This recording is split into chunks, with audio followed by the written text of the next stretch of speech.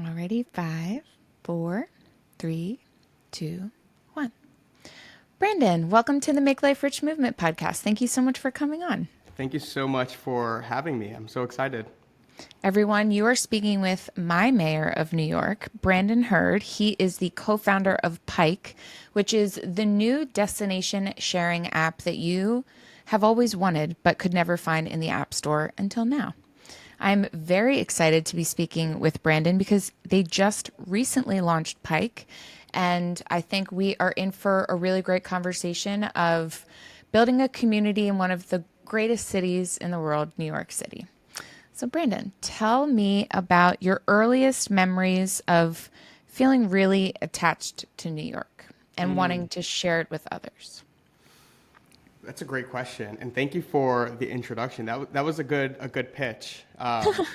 So I am a native New Yorker. I was born and raised on the Upper East Side, and what's interesting is when most people think of the Upper East Side, they think of the Met, they think of Fifth Avenue, Central Park, and all of that is true. But I grew up on the northeastern part of the Upper East Side, which at the time it had the highest concentration of public housing in the U.S. So I grew up in a 500 square foot, one bedroom apartment with my mom, my aunt, 2 brothers, 2 dogs. And I just remember how much I wanted to get out of that environment and experience more of the world. And we'll talk a lot about community today, but even within that circumstance, there was a sense of community. Mm-hmm. And for me, no matter where you were from in New York, you always had opportunity to do a lot of things, see a lot of places. So we were always sharing those experiences. But for me, it didn't feel so national. If you felt it on a neighborhood basis, like going from the Upper East Side to Williamsburg is a trek, and you did that maybe 1, 2, 3 times a year growing up. And so those are the kinds of experiences that you would share with others. Going to the Lower East Side, because culture on the Lower East Side when I was growing up was very different back then, and it was very different from the Upper East Side. So it's so interesting how you can explore your city at such a young age and be exposed to so many different kinds of vibes and cultures. Mm-hmm.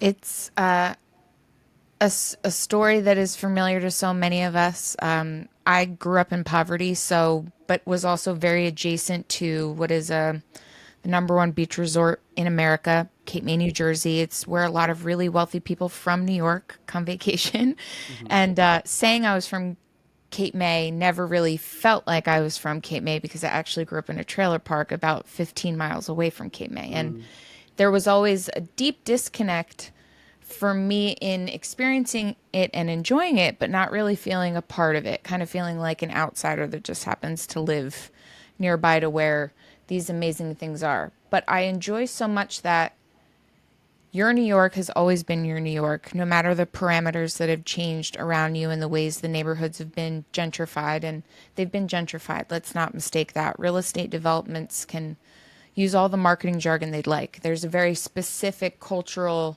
shift that happens every so often, and it's done so sometimes in irreparable ways. And it seems like with PIKE and the career path that you've had, you've made a really beautiful mission of removing the gatekeeping aspects of certain things that you may find in New York or in these destination places that may not be expected for all to enjoy.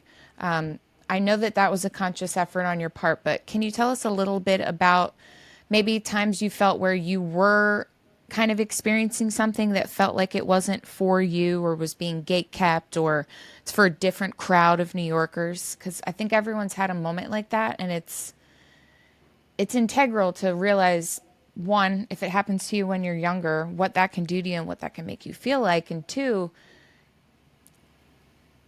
elitism is a theory, and to me, elitism can be defeated when we just simply like rebel the notion of this is not for me. Like, well, it is, and I don't know who you are to tell me it isn't, but goodbye.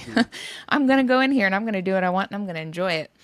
But I love I love that you've created a community around just exposing anyone and everyone that is looking to find every single nook and cranny of New York City and other cities. Other Mhm. cities are available too. To be enjoyed by all. It feels great. Yeah, and I think one of the intentions that we had in how we designed it was to ensure that even when those amazing spots are shared on Pike, we're not encouraging everyone to chase that single experience, because part of the problem that we've seen on social media is that one, restaurant will go viral and everyone will go to that restaurant, which is great for business, but also can hurt the business sometimes. And they might be Yes. unprepared. And then when they're not prepared, they're getting negative reviews, which hurts them in the long run. And on the flip side of that, many people are going to these restaurants that are viral, and then they get there and it's just mid. The quality is not great. And so, what I love about how we design Pike is there's so many different experiences packaged into one single idea. And so you can find the experience that's right for you within that. And so it kind of gives people multiple options, and it doesn't put such a burden on the business owner or any kind of place that you're going to there. So I love that. In terms of when I felt sort of like as an outcast, or where when I felt like I didn't fit into an experience, I think growing up on the Upper East Side, that happened all of the time. And I was just reflecting on this last night about what community really means. And I saw a definition that included, how community is about when people, care for one another in a certain space.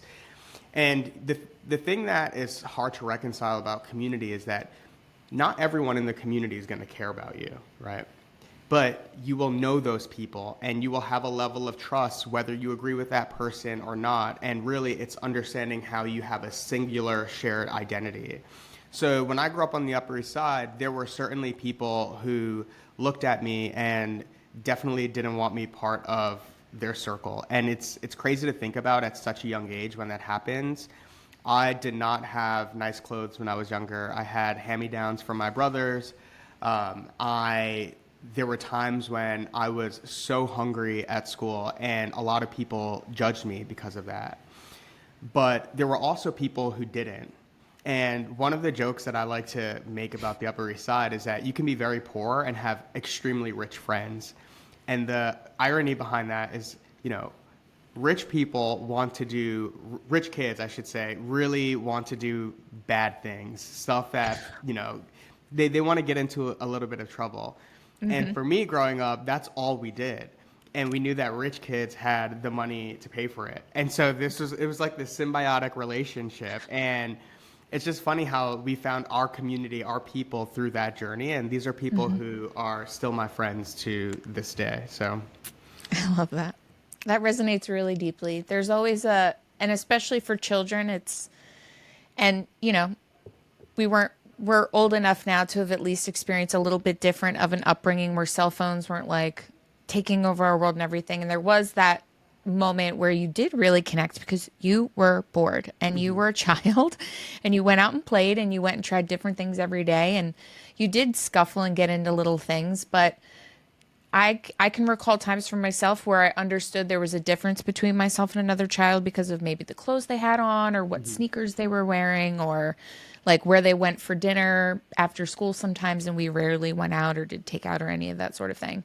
But you forget about it really quickly when you start playing. And then there is that kind of moment where you do just feel one and a part of everything. And I love so much that you have taken your favorite parts of childhood and implemented them into a social sharing app that gives us the ability to not only share the places we enjoy with those that we know that are similar to us and will respect it and appreciate it and want to keep it their little secret too. But I really love the fact that you give almost everyone the ability to become a bit of a tastemaker and kind of share their inner world, which is only going to attract the others that are like them. And in a way, cities can be so full of people, but if you've never lived in one, it's really difficult to understand how lonely one can feel when you are surrounded by thousands on the street. It's such a, I know you know, it's like the weirdest thing ever to just realize like every single person in my around, no one knows my name. No one Yep. knows where I'm from. They Yep. have no idea where I'm going, what I'm doing today. I'm just surrounded by people. It's very alienating. And so before we started this call, I said you created the app that I wish I had in my 20s because it was really difficult to like I literally had a piece of paper where I would write down like my favorite spots that I found, or I would like at the time I had a very rudimentary phone, but I would take a picture of like, okay, remember this coffee shop. Like we'll Right. walk back here on our like when we're gonna come to this neighborhood. Hmm. And now to have it handy dandy in an app, and not only that, I can share it with someone else. You know, maybe like I met someone on the cross street and they're a tourist and they're looking for like the best cinnamon buns. Oh, I've got you here. Get the Pike app. Like I'll Hmm. send you this. Like you can save this and like curate your trip. It's genius. It's so Thank you. smart. It's like the technical bridge between me giving you a recommendation and you making sure it didn't get lost. Yes, and I completely agree. I mean, you really nailed it. And I think one of the things you mentioned that's really interesting to us, and something we're really going to explore with Pike is that idea of loneliness and unpacking and examining what community actually means. Because what we're trying to understand is how can all of these digital communities exist and even these physical communities exist, but people still not have a connection. And I think there's this shift that needs to happen where we need to move from thinking about community to thinking about what it means to be a neighbor. And I love that as a challenge for us to solve, not just for the person who already lives in that neighborhood, but also for the person who is visiting it, right? Hmm. When I go to Paris for a week, what does it mean for me to explore Paris like I'm a neighbor, right? Really get to know the business owners, shake people's hands, hear their stories. And that's my philosophy when I travel anywhere, whether I'm going to Bushwick or whether I'm going to Paris. And I think when you have that kind of mindset, you are creating real connections that you feel like you can come back to. It's beautiful. It really is. And as you like the example of you going to Paris and like maybe you're drawn to this one particular like bakery because you know that they have like a descendant of the recipe maker from the Eiffel Tower's pastry chef and like Hmm. you're going to get the closest thing you can get to the original recipe. Like that sort of information can only be made available to people that are coming into the area by the people that have experienced it, that have spoken to Exactly. that pastry chef that like and I that's not a made up example, but I actually have a chef in Cape May who is a descendant of the Eiffel Tower recipe maker's pastry chef. So he brought those croissants to Cape May. And now that I know that Pike can be anywhere, I will be cultivating your Cape May County Hmm. portion of Pike very shortly here. But to get those little inside details that one can only gather casually and authentically over multiple trips and interactions of dealing with a person. Hmm. I think the cool thing about in essence, me being able to share my favorite business owners, my favorite experiences, and then telling you a little bit about why I like to go there. It's Right. one thing to see a picture of a beautiful, like, cappuccino, and they've got, like, a really beautiful, like, cafe. But what about the owner? What about the coffee they're sourcing? What about the ingredients they may have for someone that's allergic to a lot of stuff like I am? Hmm. You know, what about the new mother who wants to know if it's going to be like acceptable for her to bring her newborn if they're quiet? Like there's so Yeah. many little things that if you're kind of taking a gamble to enter into them yourself, if you're not aware of what the landscape is ahead of time, Hmm. we're already so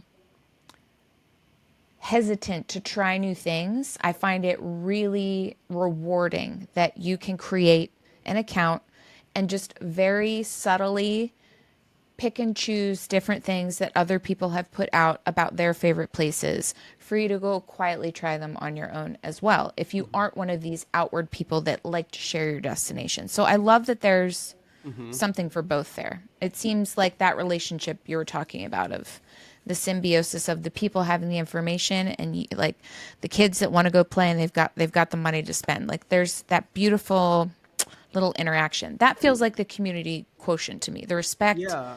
and the belief. And and and one thing to add to that, businesses are just a part of it. There's other things that, you can create guides on parks.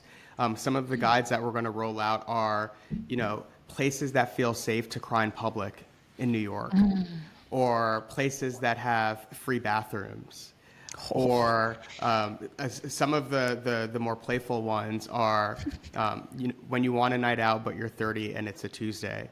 So it's trying to make them feel relatable so you Yeah. can connect to that space. And again, it's more than just a business, which I love. And it can be any of those things. It's also really interesting too that in opening it up to just being physical locations, which could be nature or like a particular sidewalk where there's a great bench and like you're under this beautiful flowering tree in April and May, like there are those little moments. If you've lived in a city or you've spent a good amount of time somewhere enough to really dissect it and see all the details, those little glimmer moments that make you fall in love with the city or the place that you live in, to share those glimmers to me is not only just something cool to do for someone else to make their vacation or their time there a little bit more enjoyable, but the exchange of almost awe and wonderment that you're giving someone new that you know they're going to experience because like what they're in for and what you felt like when you experienced it. Hmm. And it's kind of the thing for me that I enjoy the most is like, ooh, you're in for a treat. I'm going to Right. send you to this place. What's funny about that is I think there's also a cohort of people who want to try things that obviously they've never tried before, or they want to store ideas of things that they've never experienced before. And so that's something you can also lean into as well. And you can be straight up like, listen, I went here once. This was my first impression. Do with that information as you wish. But the other thing is our algorithm is actually designed so that 50% of the content you see on the feed is based on the interests that we learn about you over time. But then the other 50% is based on things that you've never shown interest in before. And we wanted to do that to make search a secondary behavior and really try to proactively show someone something that they wouldn't normally be looking for. And I think the best case scenario that could happen on Pike is you find an interest or a community that you weren't ever even looking for through Pike. And now you found your tribe of people, right? And so some of the guides we have on Pike that really push the boundaries here are things to do in New York that you would never tell your friends. And it's like kink edition. And it's just like mysterious, it's mischievous, and it's like, why not go try that, if that's your thing, or if you think it might be your thing. So, It's so fun. And it's also, in a way, like you're giving them the authority to just go play. Like, just go try things, go do new things, go see new things. And also, too, I think there's something to be said about when we were younger. I mean, New York has always been a busy place. I'm sure there were hundreds of businesses you were aware of as a child, but new things are opening at such a crazy rapid pace, or pop-ups or parties you didn't know about, or like the cherry blossom blooms are happening if you're in DC. Like there's so many. It is interesting. They are really just tastemaker moments. That's the only way I can kind of think about them, because mhm. it's the person that looks for the beauty in life that's kind of curating the day and being like, psst, go over there now. Or, psst, Mhm. no, no, no. You want to go here on Tuesday nights. You want to go there on Thursdays. Like, there's just a little bit of like a fairy godmother aspect to it that I really enjoy. That's kind of I love giving you that. like a little peek into like the cool stuff to do, or the things that you wouldn't normally get access to with Yelp or Hmm. even Instagram. It is so.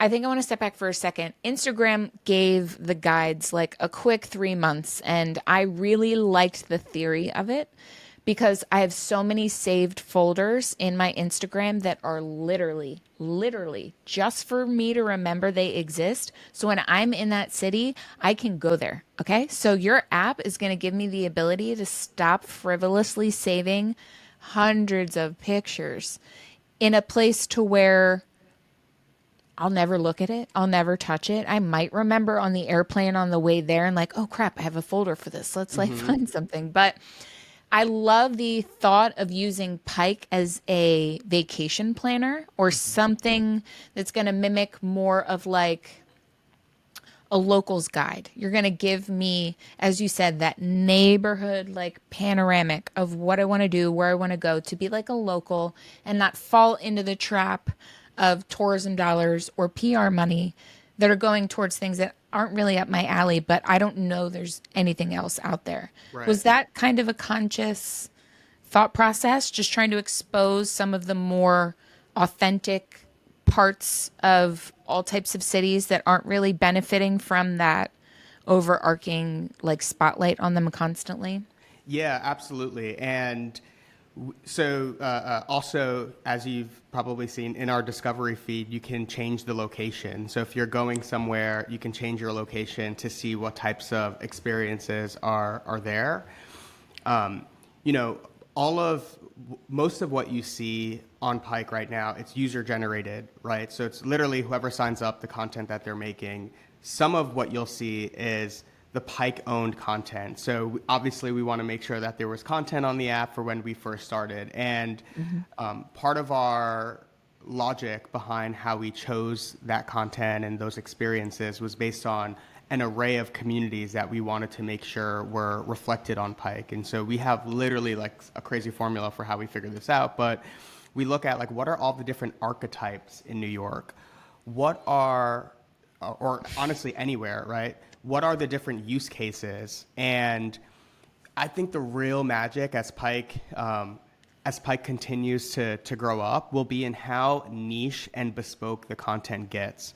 And I can give you an example. I was getting my hair cut. I have Jewish barbers, and they're like, "Oh, we need to create guides on Pike that are date spots for when you're kosher," and that's so bespoke, but it's needed. Or we have guides there that are like, "When your vegan friend is in town and you're freaking out." So we really try to examine the community that we're reflecting. We talk to those people, we talk to the business owners. If I can't obviously go to that restaurant, I'm doing as much research as I can. But it's important for us to reflect those real experiences. And I think that's the fun in the job. Like to be in this role, you have to be someone who actually cares about people's lives. You have to be willing to role play what it's like to be a neighbor in that community. And that's really like the marketing and branding background. I think anyone in marketing or brand strategy has to adopt that kind of mindset to be successful and insightful. That's everything that goes into the guides that we create, the experiences that we choose to live within those guides. It also, there is an air of just positivity and overall relationship building that comes from Pike when you compare it to, and to even compare them to these other apps or programs would be an insult to Pike, but they are very rudimentary in their function of people just sharing why or why they don't like something. Mm-hmm. Yelp to me is like the scariest place you could ever go because you're just going to get an onslaught of negativity and name calling. It feels like Facebook, and I'm just like, ooh, goodbye.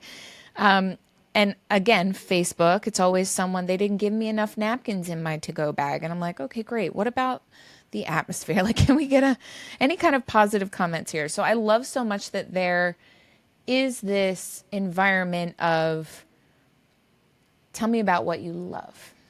Tell me about why you love it. Tell me about where you go. Where would you take your cousin if they were visiting? Like, what makes you smile on a Friday in the beginning of spring because it started or it's happening now or you can go to it I as like a love form.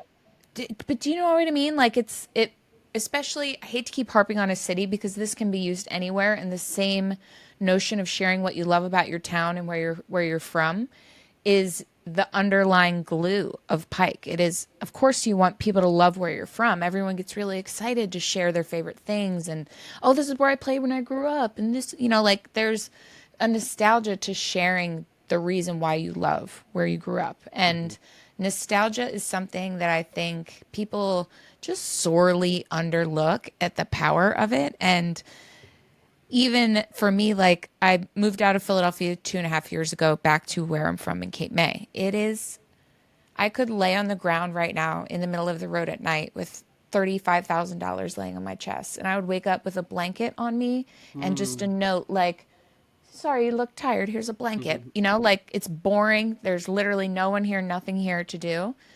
And the nostalgia of me just thinking about sitting at Park in Rittenhouse right now at 11:30, having a cappuccino, waiting for it to hit 12 so I can have my Parmesan fries because I know that there's the farmers market's happening right now and it's beautiful people watching and it's going to be right in front of the flower stand and it's a beautiful little time for me to read my magazine and have a moment. You are a natural tastemaker. I'm so ready to see your guides. I'm so excited. And I'll tell you something, it is something that certain people enjoy doing. And I was literally going to create a separate podcast just to tell people about Cape May because there's so many really cool things happening. It's changing, it's evolving. Like most of America right now, the changing of the guards from the 60-year-olds to the 40 and 30-year-olds is really making quite a beautiful impact that I think goes really unnoticed. And I Mhm. love so much that Pike is giving this change and this cultural evolution a platform to not only be seen, but to thrive. I know you know what I'm talking about. Your marketing brain was already very deep into this path when you created Pike.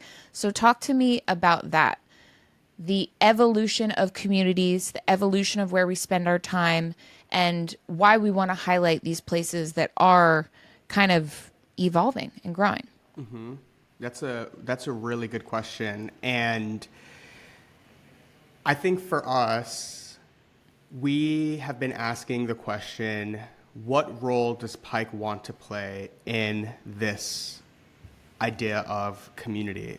Like like consciously from a design standpoint, from a marketing standpoint, and there is there's dynamics of community, of digital community and IRL community that stay the same, but there's behaviors that are different and they have trade-offs. And I think one of the things that's interesting about a digital community is that it allows you to have, first off, the internet is a place where you can choose to be a part of at any moment, right? You can opt in or you can opt out. And digital communities give you an opportunity to explore parts of your personality and your identity that you may not feel comfortable doing in public.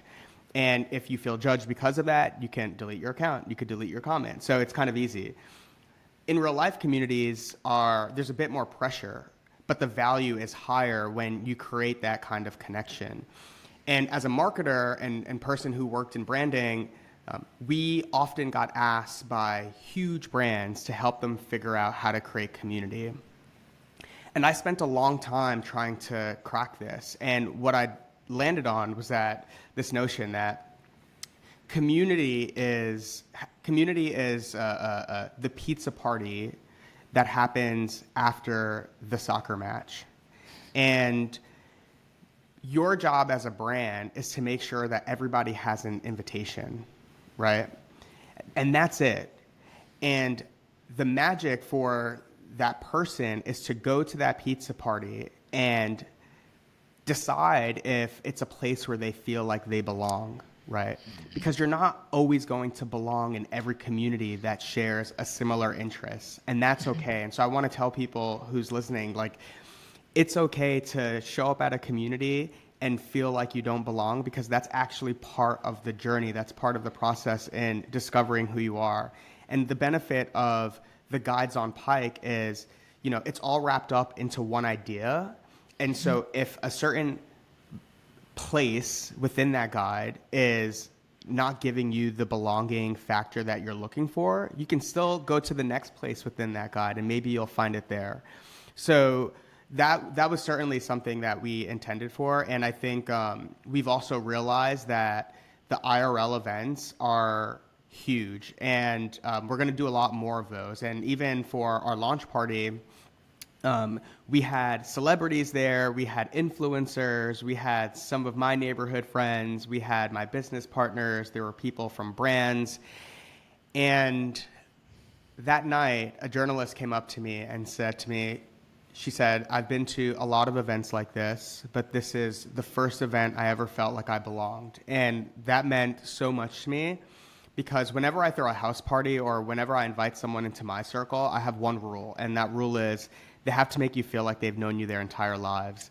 And that culture really came through at our launch event. And by the end of the night, the influencers and celebrities, they were rolling up their sleeves, heels and all, packing the trunks, the trucks, breaking down. We finished in like 10 minutes. And so that was just a real life, it really materialized that idea of community. And so I think we need more of that. Ugh, Brandon, you got me. I'm a crier. But in you saying that, the first thing that popped in my mind in preparing for our conversation, I just was reading about you and something that struck with me, and I wasn't going to bring it up because you're a humble man, I can tell, and I don't want to shine light on that if it didn't fit in, but it fits in now, and I'm going to say it. Your mother said that she knew you were, oh, I'm going to cry, destined for greatness when you gave a homeless man in your community that you would regularly see your money. And in order to do that at any age, let alone at 3, that means that you see people. And to see people is the greatest gift you can give anyone because that's all we're waiting for is to be seen. And for me, the largest glue of community is every individual, as you said, feeling like they belong there. And they felt like they belong there because they were seen. And to create a technical platform that can be the extension of who you are as a person, that mission that you had of just helping people, I hope you know you've achieved it. Like it's just so beautiful of a thing to be able to put together in something that people, now just apps are such a part of our life. We sometimes forget the power that they can have. And I love very much that the core of who you are, and I'm sure who many of your co-founders are, is really embedded in the true purpose of what it was that set you off on this path of creating this app. It's beautiful. Thank you. I appreciate that. And, we're still young and we're very young. And I wouldn't say we have figured it out yet, but I want people to know we are certainly working on it and we love ideas and recommendations. And we're really going to make sure we put the time to think about how we can really, really deliver on this from a technological standpoint and from a design standpoint, because we fully recognize technology has a huge role and responsibility when it comes to the mental health and the belonging that people desire on social media. And we don't want to perpetuate that. So we don't want to perpetuate the negative aspects of that. Yeah. I think you've done a beautiful job of not even allowing that to really even be a game. It doesn't even feel like it could really happen. I think you'd have to really go out of your way to harm someone in sharing the beauty of what people enjoy around them. I've had a number of app founders on the show, and I'm always just so freaking blown away by the sheer amount of hours of work that go into creating this. And I kind of want to point out 2 things. One, I believe you were primarily self-funded over a 1.5 year mission of creating this app and this company, which is absolutely amazing. And to put all of the time and effort that you did into it without it having the overall end goal mission of sales, that's a lot of effort that's gone into a true mission of sharing community. So I would love for you to kind of talk about a little bit of what went into creating it and bringing it to life, because I want people to know the amount of work that you and your co-founders went through to truly build this community.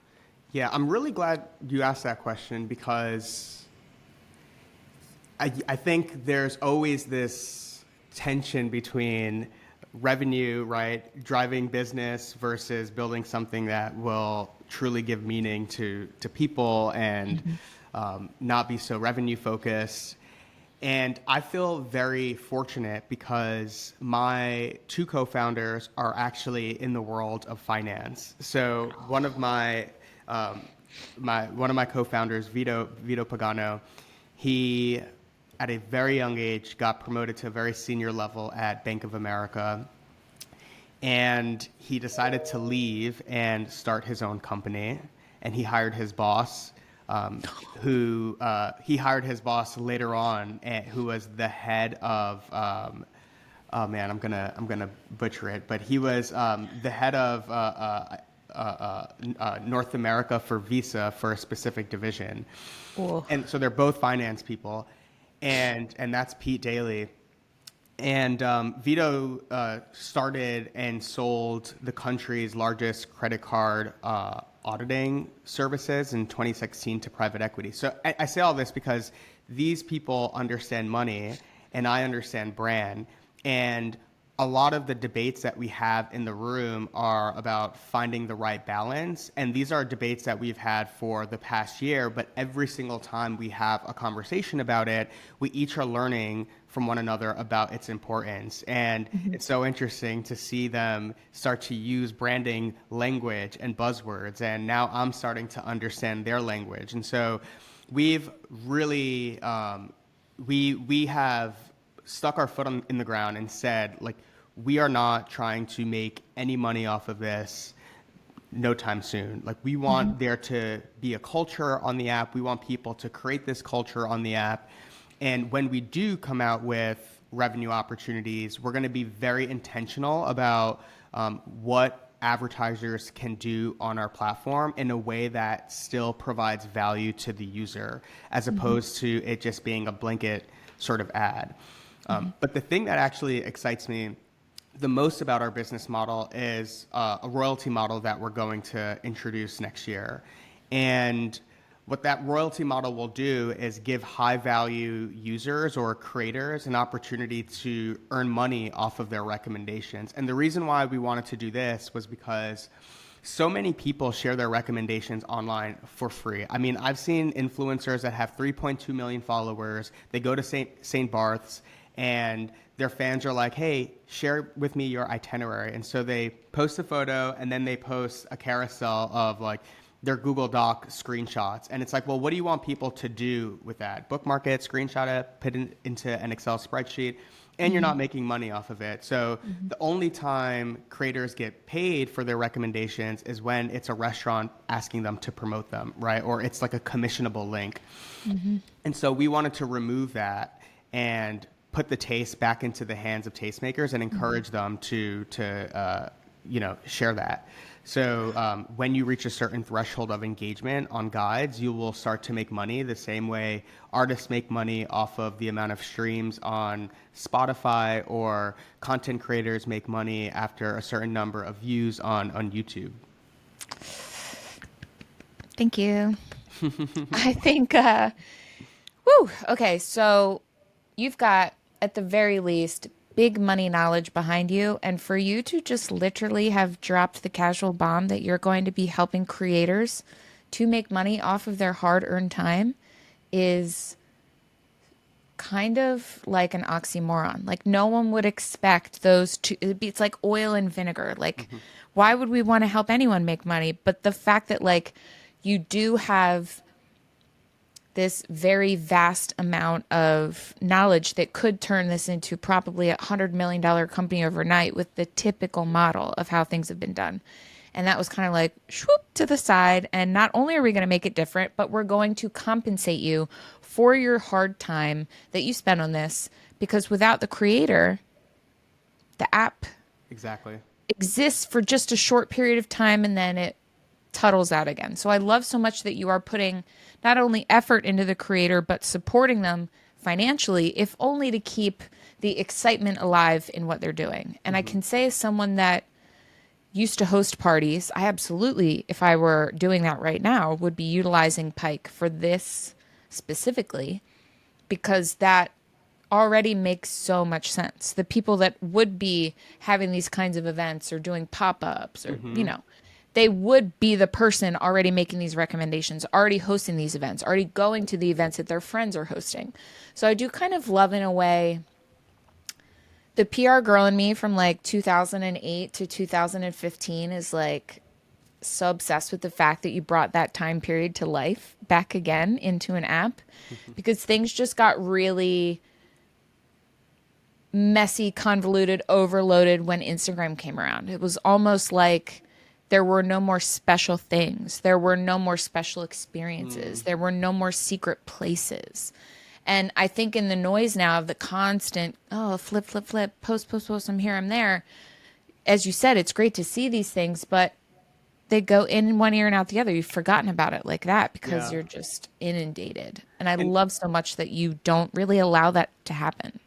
yeah, and also for the person who on Instagram or TikTok doesn't have a lot of followers and isn't an influencer, they have a moment to let people react to their recommendations organically on Pike. And, I say that because I have a very dear friend of mine who doesn't have hundreds of thousands of followers, but she has impeccable taste. And when I was going to Paris, her name is Amy, she was like, Brandon, I have the hotel for you that you need to stay at.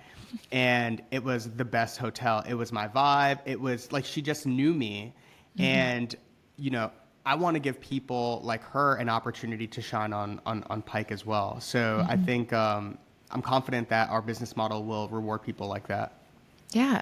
And I think it's really beautiful too that you are giving the artistry of what is a tastemaker. To me, is someone that is procuring and helping culture to evolve. And without these people that are like, hey, hey, hey, hey, you're really busy, but hey, look over here. Think about this. You really do, things get boring, they get mundane. And in the ability to support these artists that are live in front of our faces, which is maybe something new, I guess, we're watching culture be created and evolved day by day. And for you to give that kind of artistry a platform, I think is something that no one would have ever considered before, because it's something everyone does for free anyway. And I love so much that you created this beautiful encapsulated world where people can go in and like when we like are done talking today, I'm going to start planning out a trip that we are planning for the fall. I'm going to literally go into Pike and see what I can get cooking. And I'm so excited that I can do it now with at least the thought that whoever posted on the other end just really loves this place. And that's enough for me to at least give it a try or look at it or think about it. And that certainly would not be happening easily without Pike. I love that. Thank you. I appreciate that. My absolute pleasure. I would love to ask you one more question and then I'll get to my final question. I love so much. I followed you right before we got on today, and it took like 2 posts to see that your mother is so supportive of every single thing you do. And for her to have proclaimed for you at the age of 3 that you were special and you were going to do something big in this world, I know she knows it's here and it's happened. So I would just love to know, how does your mother feel about Pike, and how happy is she for you being exactly where you're supposed to be?